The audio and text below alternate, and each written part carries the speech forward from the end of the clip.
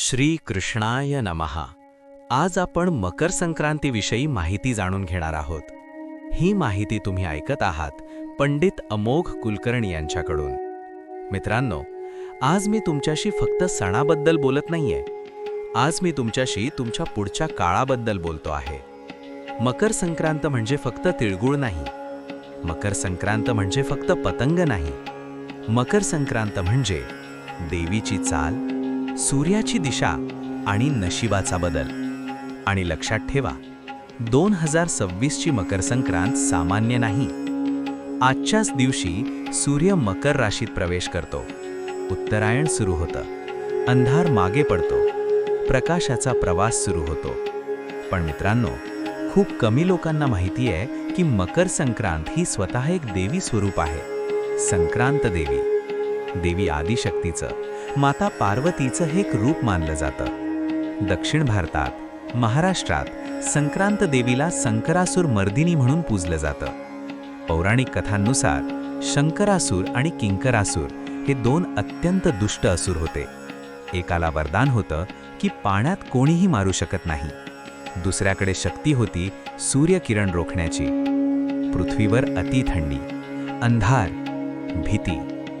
तेव्हा कृतिकेने माता पार्वतीकडे धावा केला आणि तेव्हाच देवी प्रगट झाली. देवीचं वाहन होतं मकर, म्हणजे मगरमच्छ. पाण्यातून असुराला बाहेर खेचून देवीने त्याचा वध केला. म्हणूनच या दिवसाला मकर संक्रांत म्हटलं गेलं. दुसऱ्या दिवशी किंकरासुराचा वध झाला. तो दिवस ओळखला जातो किंक्रांत किंवा कादन म्हणून. मित्रांनो, मकर म्हणजे फक्त वाहन नाही. मकर म्हणजे संदेश आहे. मगरमच्छ एकदा पकडतो तेव्हा तो सोडत नाही. तसंच आपली श्रद्धा, आपले चांगले संस्कार, आपले ध्येय कधीही सोडू नका.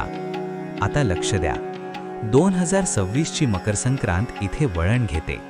कारण पंचांगानुसार यावर्षी संक्रांत देवीचं वाहन बदलतं. 2026 मध्ये संक्रांत देवी वाघावर आरूढ आहे आणि उपवाहन आहे अश्व म्हणजे घोडा. वाघ म्हणजे काय? धैर्य, निर्णय, निर्भयता. घोडा म्हणजे काय? वेग, प्रगती, हालचाल. देवी पिवळ्या वस्त्रात आहे.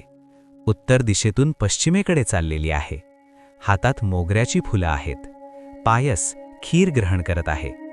हे सगळे संकेत एकच गोष्ट सांगतात: 2026 मध्ये थांबलेली शुभकार्य पुन्हा सुरू होतील. विवाह, गृहप्रवेश, नवे उद्योग, नवे निर्णय. मित्रांनो, जर तुम्हाला असे शास्त्राधारित पण सोप्या भाषेतले संकेत समजून घ्यायचे असतील तर आत्ताच चॅनल सबस्क्राईब करा.